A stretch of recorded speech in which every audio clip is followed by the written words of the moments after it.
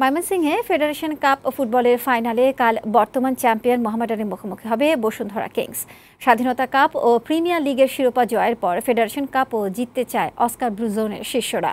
এক মৌসুমে ৩টি শিরোপা জেতার পূর্ণতা পেতে চায় ক্লাবটি। অন্যদিকে এই মৌসুমে ২ শিরোপা হাতছাড়া হলেও ফেডারেশন কাপ অক্ষুণ্ণ রাখতে চায় মোহামেডান স্পোর্টিং ক্লাব। ময়মনসিংহের রফিক উদ্দিন ভুইয়া স্টেডিয়ামে খেলা শুরু হবে বেলা ৩টায়। সাজ্জাদ সাজুর প্রতিবেদন।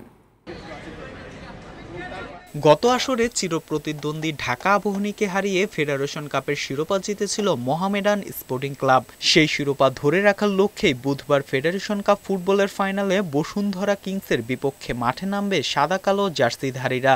স্বাধীনতা কাপ ও প্রিমিয়ার লিগের শিরোপা হাতছাড়া হলেও ফেডারেশন কাপের শিরোপা ধরে রাখতে চায় আলফাজ আহমেদের শিষ্যরা। তাই গ্রুপ পর্ব এবং নকআউট পর্বের পারফরমেন্সের ধারাবাহিকতা ফাইনালেও ধরে রাখার লক্ষ্য খেলোয়াড়দের। এবারের মৌসুমে স্বাধীনতা কাপ ফুটবলের ফাইনালে মোহামেডানকে ২-১ গোলে হারিয়ে শিরোপা জিতে নেয় বসুন্ধরা কিংস। এরপর প্রিমিয়ার লিগ ফুটবলে ৩ ম্যাচ হাতে রেখে টানা পঞ্চমবারের মতো চ্যাম্পিয়ন হয়ে শিরোপা উৎসব করে বসুন্ধরার ফুটবলাররা। কিংসের এবারের লক্ষ্য শিরোপা জয়। এখন পর্যন্ত এক মৌসুমে একসঙ্গে প্রিমিয়ার লিগ, ফেডারেশন কাপ ও স্বাধীনতা কাপের শিরোপা জিততে পারেনি বসুন্ধরা কিংস। এর আগে এই রেকর্ডটি করেছে শেখ রাসেল ও মোহামেডান। এবার বসুন্ধরা কিংস সেই রেকর্ডে নাম লেখাতে চায়। আমরা অনেক শিরোপা জিতেছি, কিন্তু কখনো এক মৌসুমে ৩টি শিরোপা জিততে পারিনি।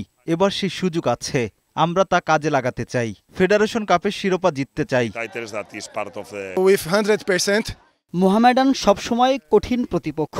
ওদেরকে হারানো কঠিন হলেও ফাইনালে কখনো তাদের কাছে হারিনি। এবারও হারব না বলেই আমি বিশ্বাস করি। দর্শকদের একটি উপভোগ্য ফাইনাল খেলা উপহার দিতে চায় দুই দল। সাজ্জাদ সাজু, বৈশাখী সংবাদ, ঢাকা।